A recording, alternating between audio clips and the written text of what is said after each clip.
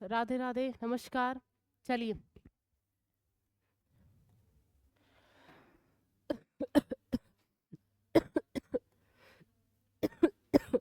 कहाँ तक पढ़ ली थी? एक मिनट शांत तो हो जाओ यार।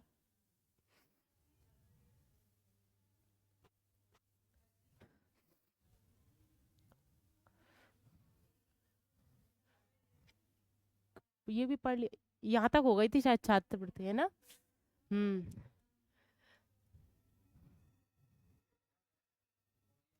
हाँ हाँ हाँ।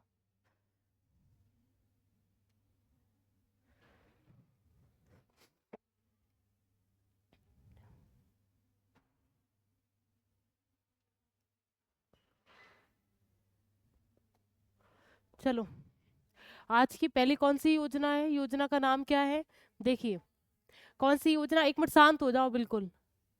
पहली योजना है पंडित दीनदयाल उपाध्याय आदर्श विद्यालय। कौन सी योजना है? पंडित दीनदयाल उपाध्याय आदर्श विद्यालय। कौन सा विद्यालय है? पंडित दीनदयाल विद्यालय। हम एक विद्यालय और पहले पढ़ के आए हैं। कौन सा विद्यालय पढ़ के आए हैं? नहीं, ये तो आदर्श तो यही हो गया। इससे पहले एक और विद्यालय पढ़ा है ना इसी में, एकलव्य वाला।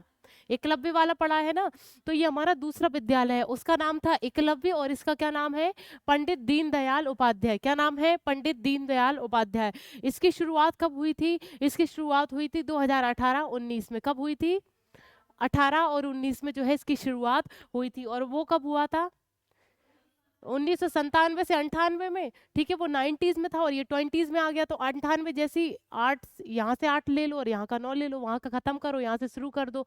पर वो 90 का था, ये 20 का है। तो क्या है भाई, ये कौन से विद्यालय का नाम है? नाम क्या है? पंडित दीनदयाल उपाध्याय आदर्श विद्यालय। ये 2018 से 19 के बीच में स्टार्ट हुआ या इसकी शुरुआत की गई। इसका उद्देश्य तो आपको समझ में आ रहा होगा कि आदिवासी क्षेत्रों में उच्च गुणवत्ता वाली शिक्षा को जो है लागू करना इस योजना के अंतर्गत ये जो है इसका लक्ष्य रखा गया। प्रावधान क्या था? बुनियादी ढांचे का विकास करना है और गुणवत्ता शिक्षण जो है इसमें दिया जाना चाहिए। बहुत अच्छे तरीके से शिक्षा को कंप्लीट किया जाना चाहिए। किस एरिया में या किन लोगों के लिए? SC ST लोगों के लिए। और ये कौन सा विद्यालय है? नाम बोलिए एक एक।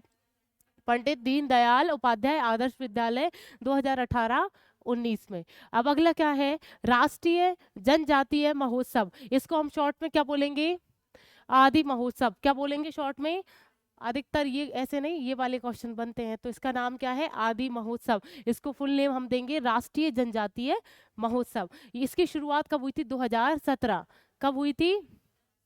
महोत्सव में जो है हम साथ साथ नाचेंगे, तो 2017 राष्ट्रीय जनजाति महोत्सव, जिसको हम शॉर्ट में बोलेंगे आदि महोत्सव। इसको कब शुरू किया? 2017 में। इसका उद्देश्य था, देखो, आदिवासी की संस्कृति, कला और शिल्प कला जो होती हैं, उनकी परंपराओं को बढ़ावा देना या उसका प्रदर्शन करना। हम कोई भी महोत्सव कर रहे हैं तो उसमें कुछ तो आयोजित करेंगे। आपने देखा होगा, मेले लगते हैं, महोत्सव होता है, तो किसी स्पेशल, जैसे आप राजस्थान में चले जाओ, अगर वहाँ पे जयपुर का अगर आपने मेला देखा हो, तो वहाँ की ट्रेडिशनल जो चीज़ें होती हैं, संस्कृति से संबंधित, कोई एक चित्रकला है, उन्होंने बना दी, तो वो लोग जो दर्शक देखने आ रहे हैं, वो लोग एक देखेंगे और उनको उसको ले जाएंगे। इसलिए इसका प्रदर्शन किया जाता है कि इनकी संस्कृति में अगर कोई खास चीज़ है या कुछ अलग, स्वाभाविक सी बात है, अलग तो होगा। हर स्टेट की संस्कृति अलग हो जाती है, हर स्टेट का पहनावा अलग हो जाता है। तो वहाँ की जो चाव चलन है, मतलब वहाँ की संस्कृति है, वहाँ की कला है, वहाँ की शिल्प कला है, ऐसी कलाओं को या ऐसी परंपराओं को जो है उसका प्रदर्शन करना। और प्रदर्शन सिर्फ इसके किसके उद्देश्य से? कि उसको जो ये जो उनकी कलाएं हैं, उससे हम कुछ महत्वपूर्ण निकाल सकें, मतलब लोग बाग उनको जान सकें, उनकी कलाओं को, उनकी कलाओं को, परंपराओं को, संस्कृति को पहचान के कहीं ना कहीं हम उसको वित्तीय सहायता से हम जोड़ सकें। अगर ये चीज़ हम महोत्सव में कर रहे हैं, तो इससे क्या होगा? इनको वित्तीय सहायता प्राप्त होगी कि नहीं? क्योंकि कोई भी संस्कृति से संबंधित अगर उनने कोई पेंटिंग बना ली और वहाँ महोत्सव हुआ है और दूसरे लोग आए हैं, तो उसको लेके जाएंगे ना, या मेला लगा है या महोत्सव हुआ है, तो इससे कहीं ना कहीं वित्तीय सहायता भी उन लोगों को प्राप्त होगी। इसका क्या है? आदिवासी कारीगरों के लिए अपने उत्पादों को प्रदर्शित करना और उसको बेचने के लिए एक मंच प्रदान करना। किसका उद्देश्य है? किसका उद्देश्य है? आदिवासी महोत्सव। क्या नाम है? आदिवासी महोत्सव। महोत्सव में हम साथ साथ नाचेंगे, तो 2017। चलिए, अब क्या था? जनजातीय उपयोजना। क्या नाम है? जनजातीय उपयोजना। इसको हम शॉर्ट में बोलेंगे TSP। क्या नाम है? TSP, शॉर्ट फॉर्म याद रखो TSP, इसका फुल नेम क्या है? जनजातीय उपयोजना, जनजातीय उपयोजना। ये 2074 से लेके 75 के बीच में स्टार्ट हुई। कब हुई? 74 से लेके 75। उपयोजना है, बीच में सेंट्रल की योजना है, तो क्या है भाई, बीच में ही रहेगी। 74 से लेके 75 तक इसके ये योजना स्टार्ट हुई थी। इसका उद्देश्य क्या है? इसका उद्देश्य है कि ये जो समुदाय है, कौन से समुदाय? आदिवासी समुदाय के सामाजिक और आर्थिक विकास को सुनिश्चित करना है। उप योजना के अंतर्गत जो है हम सामाजिक और आर्थिक विकास को उनको उन्नत करेंगे। किन लोगों के लिए? SC ST लोगों के लिए जो है हम उनके लिए सामाजिक और आर्थिक विकास को जो है सुदृढ़ करने का प्रयास करेंगे। सीधे के सीधे ऐसे क्वेश्चन मन के आते हैं कि सन नहीं पूछा तो फिर दूसरा क्वेश्चन क्या पूछेंगे कि इसमें मेन क्या था, मतलब इसका ध्येय क्या था? तो इसका ध्येय क्या है भाई? सामाजिक एवं आर्थिक विकास को सुनिश्चित करना है जनजातीय उपयोजना के अंतर्गत। ये कब शुरू की गई थी? 1974 से 75 के बीच में। इसका प्रावधान क्या है? आदिवासी कल्याण के लिए बजट में एक हिस्सा आवंटित करना है। अब देखिए हम सामाजिक अब बजट की बात कर रहे हैं। आपको पता है ना, हर क्षेत्र में बजट आता है, हर कोई अपने क्षेत्र का एक बजट पेश करता है। तो इन लोगों के लिए भी भाई उनके आर्थिक विकास के लिए और इनके सामाजिक विकास के लिए बजट आवश्यक है। आप इनके लिए अलग से बजट निकालें, क्योंकि हम बोलते हैं ना समानता का अधिकार। इनको समानता का अधिकार क्यों नहीं? आप देखो ना, हमारे लेवल पे नहीं है वो अभी, क्योंकि वो बहुत दूर है हमसे, हमारे कल्चर से बहुत दूर है, या उनका कल्चर हमसे बहुत दूर है। तो कहीं ना कहीं वो पिछड़े हुए लोग हैं। तो उनकी आर्थिक और सामाजिक स्थिति को सुधारने के लिए जो हमारा बजट आ रहा है, हर चीज़ के लिए बजट आ रहा है, तो उनकी वित्तीय सहायता प्राप्त करने के लिए जो है वित्तीय जो सामाजिक स्तर बढ़ाने के लिए जो है उनके लिए बजट सरकार के द्वारा अलग से हिस्सा दिया जाए। इसका भी ये बहुत अच्छी योजना है, इसको बहुत अच्छे से याद रखें, क्योंकि इसमें बहुत अच्छे अच्छे पॉइंट दिए हैं। तो सामाजिक और आर्थिक विकास इन लोगों का करना है इस योजना के अंतर्गत। और दूसरा क्या है कि आपका जो बजट आता है उसमें इन लोगों का हिस्सा भी होना चाहिए। इन लोगों के लिए कोई प्रावधान देना चाहिए, कितना कितना पैसा इन लोगों को हम किसी योजना के अंतर्गत देंगे। चलिए बोलिए, इस योजना में क्या है? जनजातीय उपयोजना में कब शुरू की गई? 1974 से लेके 1975। इसको हम शॉर्ट में क्या बोलेंगे? TSP। क्या बोलेंगे? TSP। और ये इसकी शुरुआत जो हुई थी 1974 से 75। इसका विशेष 2 महत्व है। क्या क्या है? पहला क्या? सामाजिक और आर्थिक महत्व को बढ़ावा देना या उसके विकास को बढ़ाना। और इसमें एक और भागीदारी रखी गई कि जो बजट आता है उसमें इन लोगों का हिस्सा भी होना चाहिए। इन लोगों को जो है सामाजिक और आर्थिक विकास के लिए हमें कुछ बजट जो है सरकार के दौरान पेश करना चाहिए। सरकार को इस पक्ष में सोचना चाहिए। अगला क्या है भाई? प्रतिभा उन्नयन योजना। क्या है? प्रतिभा उन्नयन योजना। अब देखिए इसकी शुरुआत कब की गई थी? 2016 में। कब की गई थी? 2016 में इसकी शुरुआत की गई। इसका उद्देश्य क्या था? अनुसूचित जनजाति के जो है 9th से लेकर 12 तक, कहाँ से? 9 से लेकर 12 तक या 9 से लेकर 12वीं तक के जो छात्र हैं उनको विशेष सुधारात्मक प्रशिक्षण के दौरान जो है उनकी प्रतिभा का अध्ययन करना है। सुधारात्मक प्रशिक्षण कोई बता सकता है? किसी को पता है क्या होता है? इसमें क्लियर लिख रहा है कि सुधार के आपके ये परीक्षण का मतलब तो आप जानते हैं ना, परीक्षण का मतलब आप जानते हैं। इसको पकड़िए, सुधारात्मक यानी कोई भी काम, जैसे अगर टेस्ट हुआ, मान लो कल का टेस्ट हुआ, कल में आपके नंबर कम आए और सर ने ये चीज नोटिस कर ली कि आप लोगों के कम नंबर आए हैं, तो आपको जो है उस जिस क्वेश्चन में जो क्वेश्चन आपका गलत हुआ था, जितने भी क्वेश्चन आपके गलत हुए, तो आपको वो अगली कक्षा लेंगे।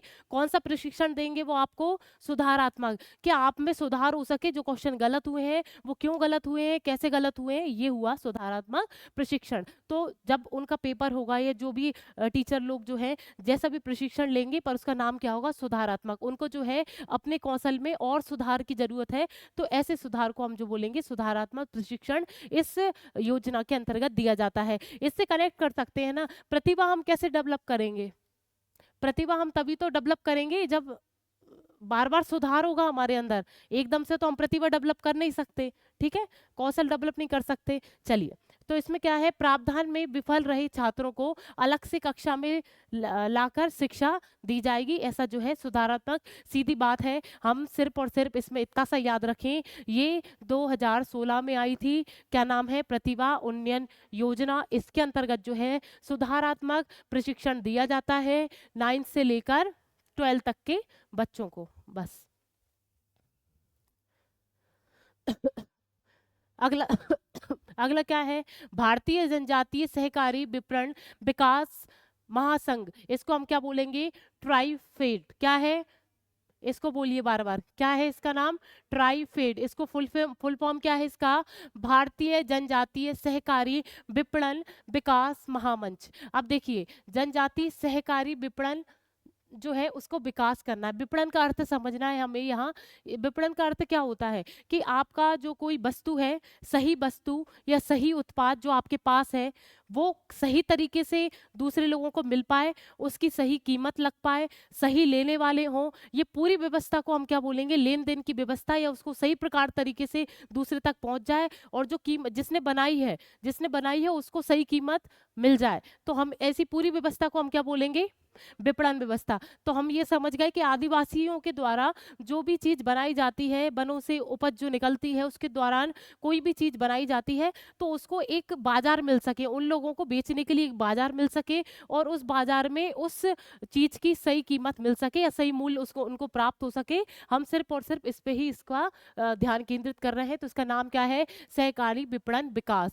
तो हम किसका कर रहे हैं, जनजाति का कर रहे हैं। तो फुल नेम क्या हो जाता है, भारतीय जनजातीय, बोलते जाओ, सहकारी विपणन विकास। इसको हम शॉर्ट में बोलेंगे ट्राई फ्रेड। अब इसकी जो शुरुआत हुई थी वो कब हुई थी, 1987 में जो है इसकी शुरुआत की गई थी। आर्थिक विकास के लिए जनजाति उत्पादों जो मैंने आपको बताया, वो शिल्प कलाओं के शिल्प से भी संबंधित, उनको बढ़ावा देना। प्रावधान क्या है, विभिन्न चैनलों के माध्यम से जनजाति उत्पादों को विपणन एवं प्रचार करना। मैंने बोला ना कि उनको मार्केट भी तो होना चाहिए बेचने के लिए, तो हम इसके दौरान जो है इनका प्रचार करेंगे, किसके दौरान, विभिन्न चैनलों के माध्यम से इन चीजों का हम जो है आगे बढ़ाएंगे।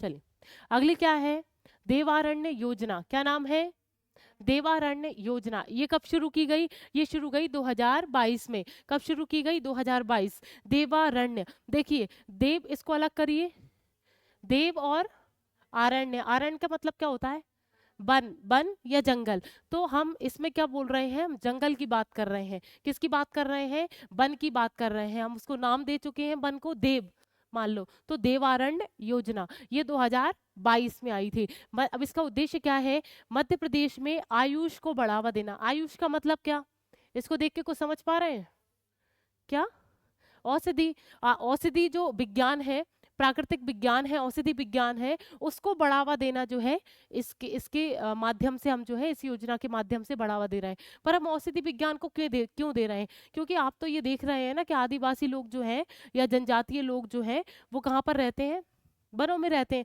तो हम उनको ही बढ़ावा देंगे। तो ये जो है आयुष को बढ़ावा देने के लिए, इनके रोजगार को, इनसे रोजगार को जोड़ने के लिए सरकार ने देवारण्य योजना का शुभारंभ किया है। इससे हम जो है रोजगार का उत्पादन कर सकते हैं, इसलिए जो है इस योजना को केंद्र सरकार के द्वारा लागू किया गया। प्रावधान क्या है, प्रदेश में देवारण्य योजना के माध्यम से आयुष औषधियों के उत्पादन में एक पूरी वैल्यू चेन का विकास किया जाएगा। इस काम में स्वयं सहायता समूह, स्वयं सहायता समूह जो होते हैं, एक मिनट जी क्या हो गया, रुकिएगा, इसमें इसमें किसकी भागीदारी रहेगी, कौन हेल्प करेगा, स्वयं सहायता समूह जो है वो लोग हेल्प करेंगे। इसकी इनमें अहम भूमिका रहेगी या प्रमुख भूमिका में जो है ये लोग रहेंगे। चलिए, देवारण्य, इसमें टोटल हमें तीन बातें याद रखनी है। देवारण्य नाम है, 2022 में जो है इसकी शुरुआत की गई थी।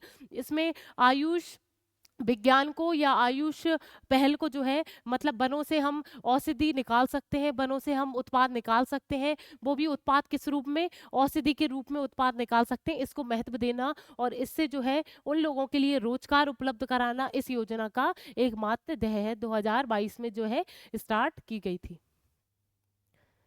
अब कौन सी है, प्रतिभा ये तो रिपीट हो गई, नहीं नहीं नहीं नहीं, एक मिनट।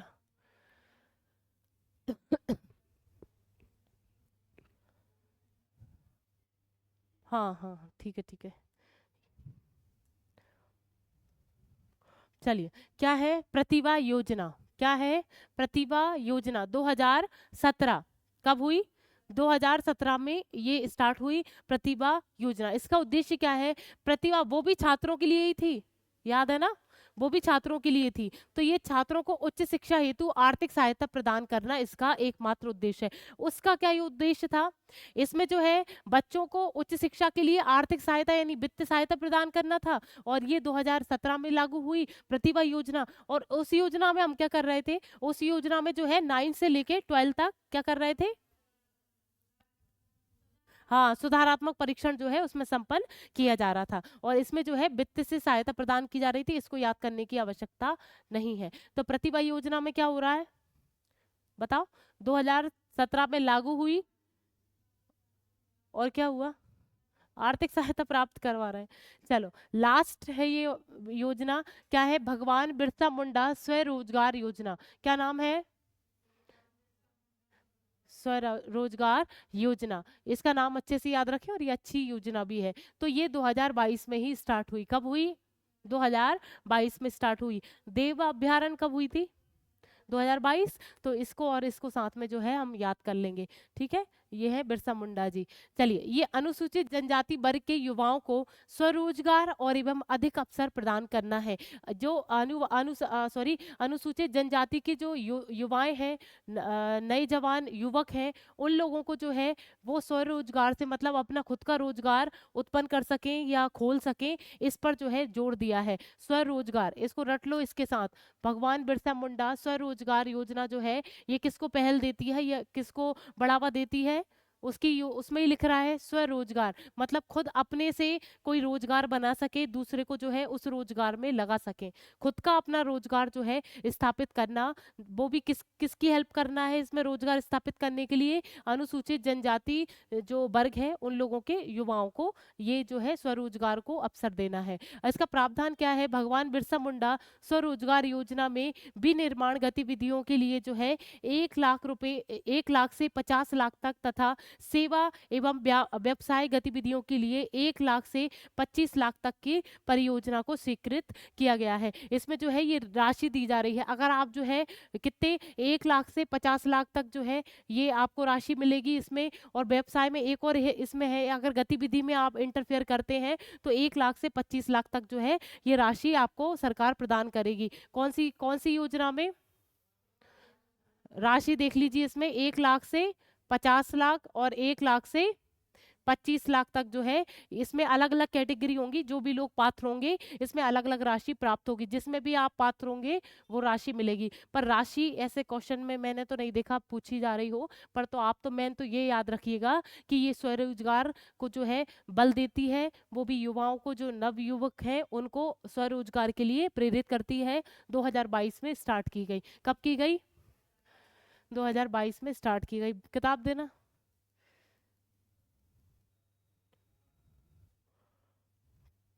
चलो, ठीक है, राधे राधे।